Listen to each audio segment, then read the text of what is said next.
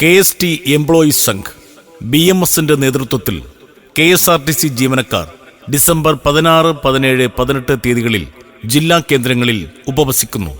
KST employees Sangh BMSന്റെ നേതൃത്വത്തിൽ 2025 December 16, 17, 18 തീയതികളിൽ KSRTCയുടെ എല്ലാ ജില്ലാ കേന്ദ്രങ്ങളിലും 12 മണിക്കൂർ ഉപവസിക്കുന്നു.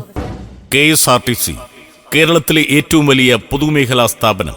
9.5 വർഷം മുമ്പ് പിണറായി വിജയൻ സർക്കാർ അധികാരമേൽക്കുമ്പോൾ 44,000-ലധികം ജീവനക്കാർ, 5,200 ഷെഡ്യൂളും 6,000 ബസ്സുമായി സർവീസ് നടത്തിയിരുന്ന സ്ഥാപനം.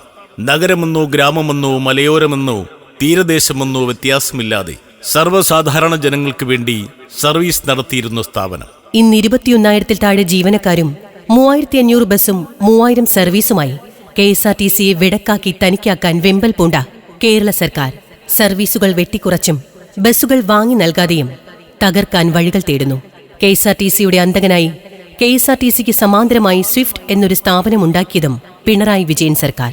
KSRTCയുടെ പദ്ധതി വിഹിതത്തിന്റെ തുകയുപയോഗിച്ച് സ്വിഫ്റ്റിന്റെ ബസ് വാങ്ങുകയും ആ ബസ്സുകൾ KSRTC വാടകയ്ക്കെടുക്കേണ്ട ഗതികേടുണ്ടാക്കുകയും ചെയ്തു ഈ സർക്കാർ. റൂട്ടുകൾ മുഴുവൻ പാരലൽ സർവീസുകാർക്കും പ്രൈവറ്റ് ലോബികൾക്കും വേണ്ടി തീരെഴുതി KSRTCയെ ഊർജ്ജശ്വാസം വലിക്കാനുള്ള സാഹചര്യം ഒരുക്കുകയാണ് പിണറായി വിജയൻ സർക്കാർ.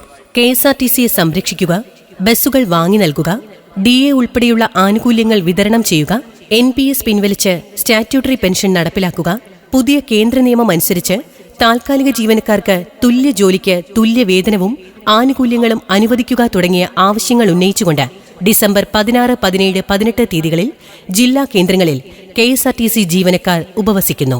2026 ജനുവരി 21 തീയതി ഗതാഗത മന്ത്രിയുടെ ഓഫീസിലേക്ക് മാർച്ച് ചെയ്യുന്നു.